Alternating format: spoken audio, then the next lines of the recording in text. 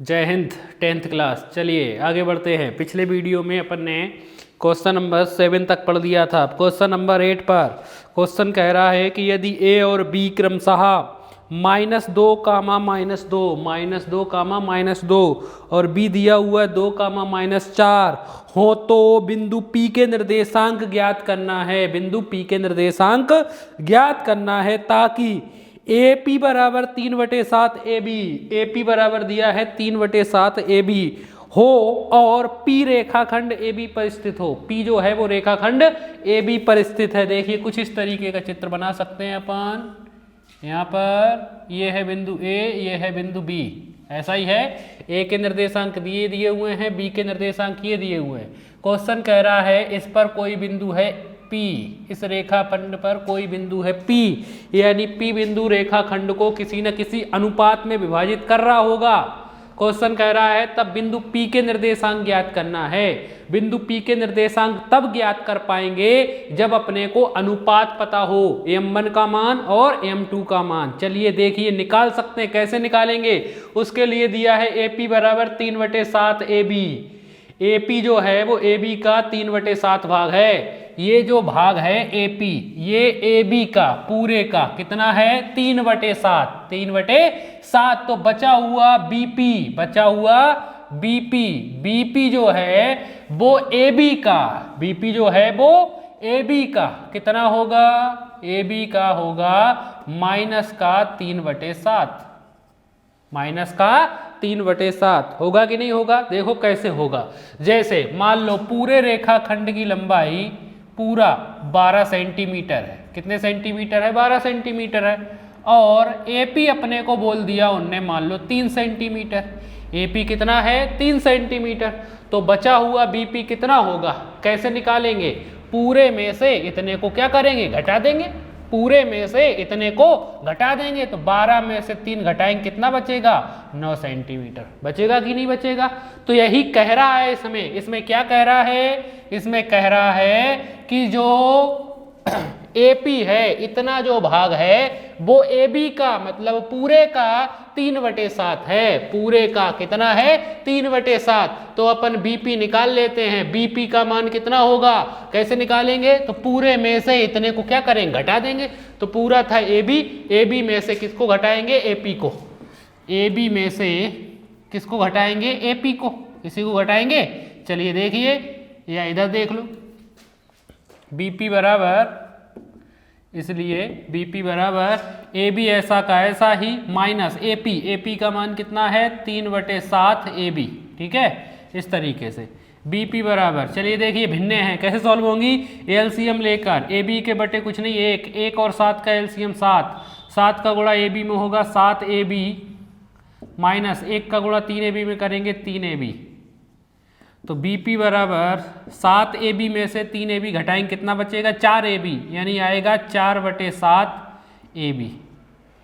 यही आ जाएगा। कितना आ जाएगा? 4/7 AB, ऐसा ही आ जाएगा। यानी कि अब यहां पर देखो अनुपात कैसे पता चलेगा। देखो नीचे 7 है और नीचे हमारे पास सूत्र होता था m1 + m2, दोनों को जोड़ने पर 7 आ रहा है। ऊपर 3 भाग आ रहे हैं। AP के सामने 3 है और BP के सामने 4 है, यानी AP का मान होगा 3 और BP का मान होगा 4। तभी तो 3 और 4 को जोड़ेंगे तो नीचे वाला कितना आ जाएगा? 7 आ जाएगा। यानी इनके हिसाब से, इसके और इसके हिसाब से बिंदु P जो है वो रेखाखंड AB को 3:4 में विभाजित कर रहा है। ठीक है, चलिए देखिए तो यहां पर लिख देंगे बिंदु P के निर्देशांक निकालने थे, नहीं पता अपन मान लेते। माना कि बिंदु P x, y है जो रेखाखंड AB को 2 नहीं, कितना आया है?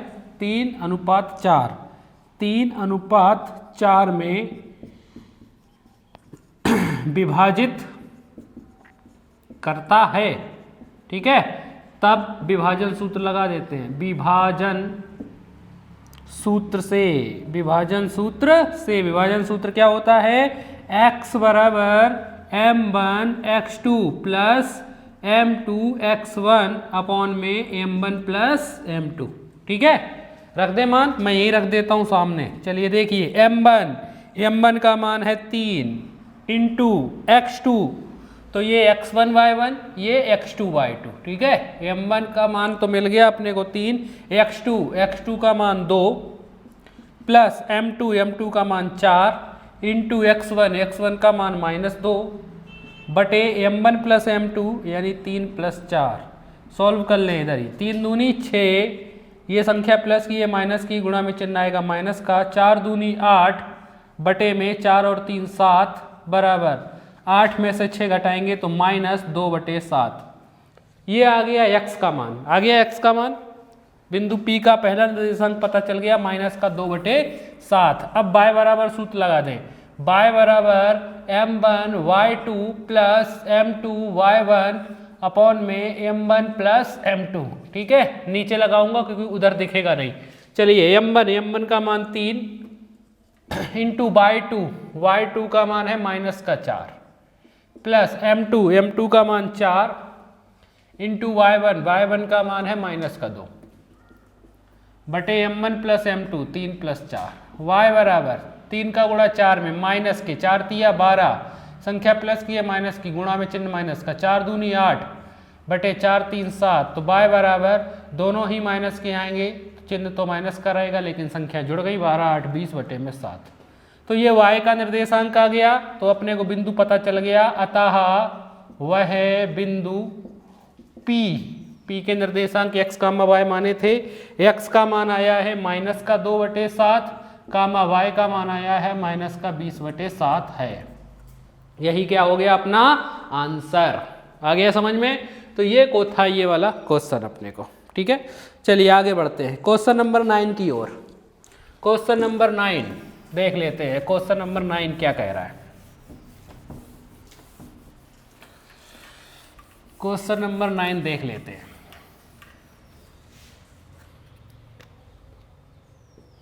क्वेश्चन नंबर 9 कह रहा है बिंदुओं ए के निर्देशांक दिए हैं -2, 2 और बी के निर्देशांक दिए हैं 2, 8 को जोड़ने वाले रेखाखंड AB को 4 बराबर भागों में विभाजित करने वाले बिंदुओं के निर्देशांक निकालना है। 4 बराबर भागों में, 3 वाले निकाल चुके हैं, वैसा ही तो ये है 4 बराबर भागों में। देख लो, चित्र बनाएंगे उसकी सहायता से करेंगे तो आसान रहेगा। ए के निर्देशांक है -2, 2, बी के निर्देशांक है 2, 8। 4 बराबर भागों में बांटना है, तो कैसे बांटेंगे, 1 2 3 बिंदु ले पड़ेंगे। देखो 4 बराबर भाग हो जाएंगे, 1 भाग, 2 भाग, 3 भाग, ये 4 भाग। इसको नाम दे दे P, यह नाम दे दे Q, यह नाम दे दे R। PQR 1 2 समझ लो, बाकी आप लोग निकालोगे। देखिए 4 बराबर भाग हो जाएंगे, 1 भाग, 2 भाग, 3 भाग, 4 भाग। 4 बराबर भागों में बांटने वाले बिंदुओं के निर्देशांक यानी P के निर्देशांक, Q के निर्देशांक, R के निर्देशांक ज्ञात करने। ठीक है, चलो देख लो, एक समझ लो। जैसे बिंदु P के लिए क्या होगा, अनुपात पता करना है अपने को। देखो अनुपात दिया हुआ है, बिंदु P रेखाखंड AB को कौन से अनुपात में बांट रहा है, देखिए तो ये वाला भाग 1 है और इधर वाले भाग 3 है, 1 2 3, यानी बिंदु P के लिए अनुपात आएगा 1:3। बिंदु P के लिए अनुपात होगा कितना, 1:3। m1 का मान 1, m2 का मान 3। बात आ रही समझ में। तो अपन लिखेंगे चूंकि बिंदु P रेखाखंड AB को 1:3 में विभाजित करता है, तब विभाजन सूत्र से लगा दीजिए विभाजन सूत्र, x बराबर m1 x2 plus m2 x1 upon m1 plus m2।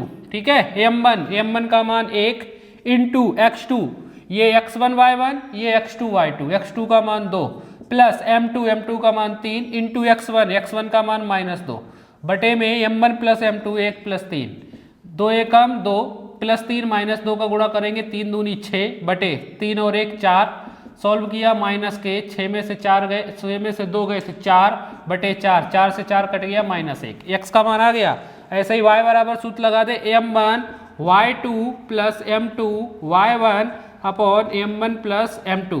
ठीक है, चलिए बराबर आगे m1 का मान 1 है इंटू y2 का मान 8 है प्लस m2 का मान 3 इंटू y1 का मान 2 है बटे m1 प्लस m2। 8 का मान 8 प्लस 3 दूनी 6 बटे में 4, 8 और 6 14 बटे में 4, 2 से कट रहा है, 2 सत्ते 14, 2 दूनी 4 कट गया। x का मान -1, y का मान 7/2 यानी बिंदु P पता चल गया। अतः बिंदु P होगा -1 का मान 7/2 है। पहले x का मान रख दिया फिर y का मान रख दिया, हो गया। तो ये बिंदु P आ गया, बिंदु P पता चल गया। अब बड़े बिंदु Q पर, बिंदु Q देखो जितना इधर है उतना ही उधर है, यानी बिंदु Q जो है वो रेखाखंड AB का मध्य बिंदु है। तो दो तरीके से कर सकते हैं, एक मध्य बिंदु का सूत्र लगाकर, दूसरा अगर अनुपात की बात कर ले तो बिंदु Q जो है वो रेखाखंड AB को 2:2 में विभाजित कर रहा है। देख लो यहां से लेकर यहां तक 2 भाग 1+1 हो गए और 1+1 किया 2 भाग इधर, कितने अनुपात में भाग रहा है? 2:2 में विभाजित करता है। तो अनुपात के रूप में लगाना चाहो तो अनुपात वाला लगा सकते हो, लेकिन मध्य बिंदु से सरल रहेगा, मध्य बिंदु का सूत्र लगा दो। कौन सा सूत्र लगा दो? मध्य बिंदु का। निकालोगे मध्य बिंदु के सूत्र से, निकाल लोगे आप लोग।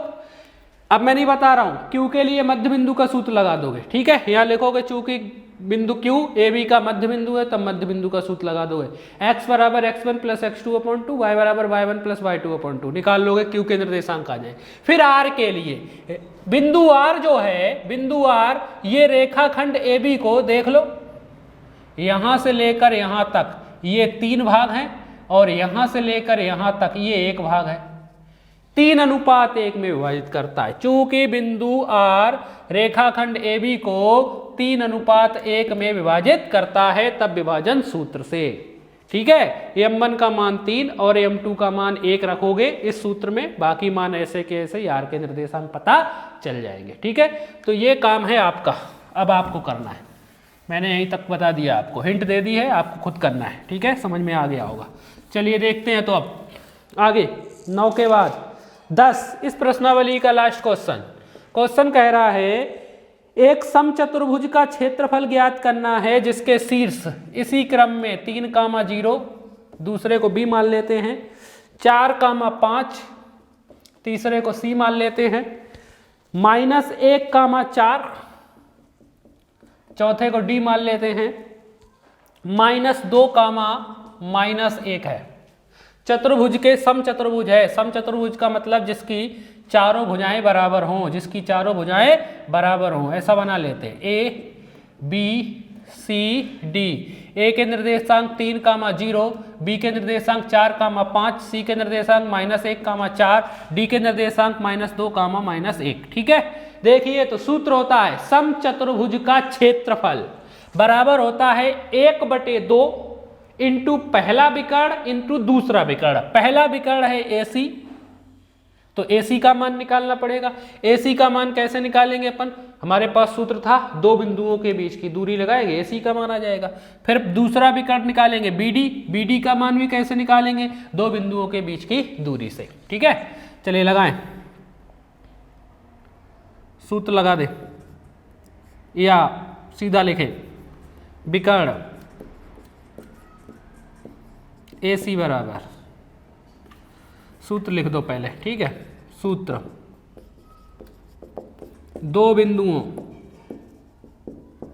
x1 y1 तथा x2 y2 के बीच की दूरी AC का मान, AC बराबर √ में x2 - x1 का whole square plus y2 - y1 का होल स्क्वायर, यही होता है। चलिए मान रख दें AC बराबर, इनको x1 y1 मान लें, इनको x2 y2, इसमें से ये घटा दें, -3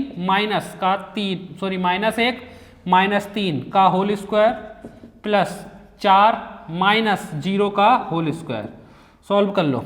AC बराबर √ में 3 और 1 -4 का स्क्वायर करोगे प्लस के 16, 4 का स्क्वायर 16, 16 और 16 कितने हो गए 32, 16 और 16 कितने हो गए 32, बाद में बाहर निकालेंगे। 8 चौके 32 होते हैं, 8 चौके 32 होते हैं, यानी 32 को गुणनखंड करोगे 2 दूनी 4 दूनी 8 दूनी 16 दूनी 32, यही है। एक जोड़ा ये, एक जोड़ा ये, तो AC बराबर 2 बाहर, यहाँ से 2 बाहर, यानी 2 दूनी 4 करड़ी 2, ये आ गया AC का मान। पहला विकर्ण आ गया AC का मान।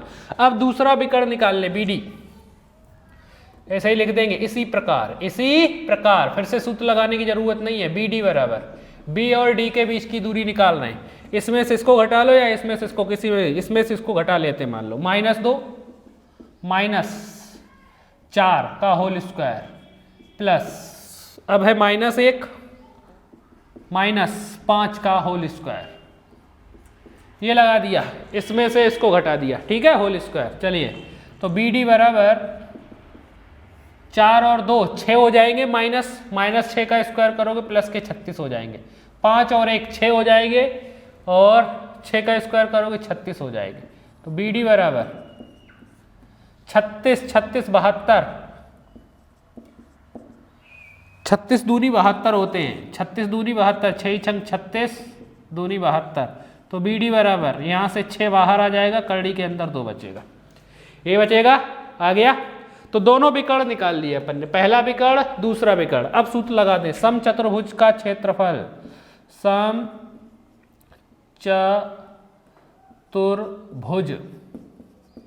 ABCD का क्षेत्रफल बराबर सूत्र होता है 1/2 इंटू पहला विकर्ण AC इंटू दूसरा विकर्ण BD। समचतुर्भुज का क्षेत्रफल, ये सूत्र लिख लेना, याद होना चाहिए। समचतुर्भुज का क्षेत्रफल बराबर सूत्र होता है 1/2 इंटू पहला विकर्ण इंटू दूसरा विकर्ण। पहला विकर्ण AC है, दूसरा विकर्ण BD है, इसलिए ये लिखे, ठीक है।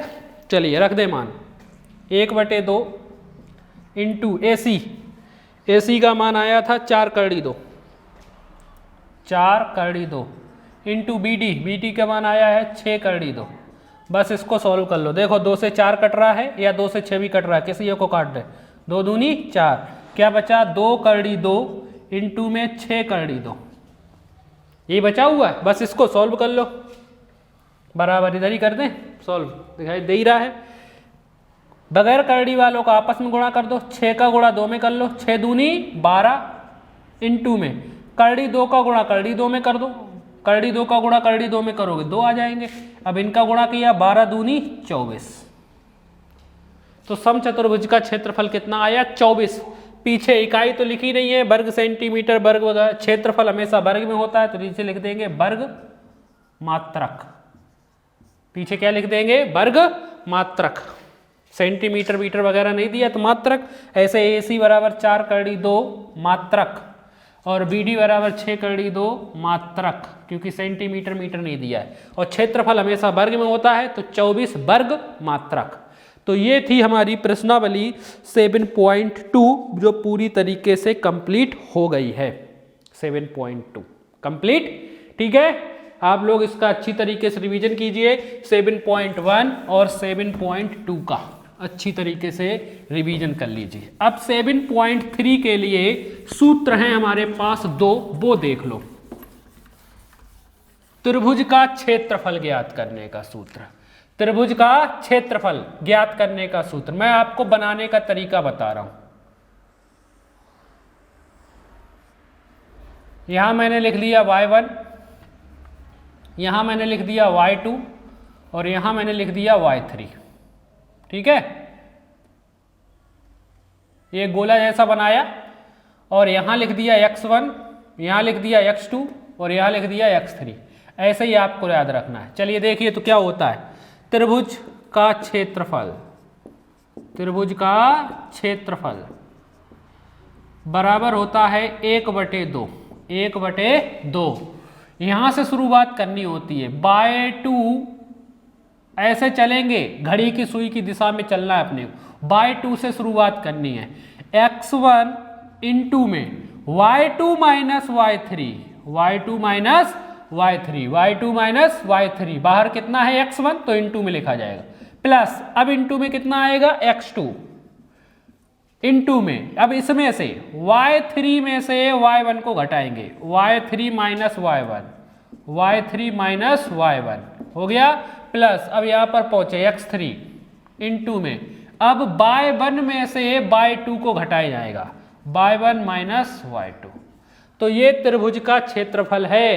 किसी त्रिभुज का क्षेत्रफल बराबर सूत्र होता है 1/2 y2 minus y3 plus x2 into y3 minus y1 plus x1 x2 x3 into y1 minus y2 minus y3। ठीक है, ये त्रिभुज का क्षेत्रफल हो गया। अब यही कह देता है तीन बिंदुओं के सरेख होने का प्रतिबंध, तीन बिंदुओं के सरेख होने का प्रतिबंध, तीन बिंदुओं के सरेख होने का प्रतिबंध। तीन बिंदु दिए रहेंगे x1 y1 x2 y2 x3 y3। सरेख कब होंगे? जब त्रिभुज का क्षेत्रफल 0 होगा, त्रिभुज का क्षेत्रफल बराबर 0, बस तब तीनों बिंदु कैसे हो जाएंगे? सरेख। आगे बात समझ में? तो अब आगे बढ़ेंगे अपन नेक्स्ट वीडियो में। ये सूत्र याद रख लेना, बनाना कैसे ये तरीका मैंने आपको बता दिया है। ठीक है, एग्जाम में अगर भूल भी जाते तो ऐसे बना सकते हो। चलिए खत्म करते हैं यहीं।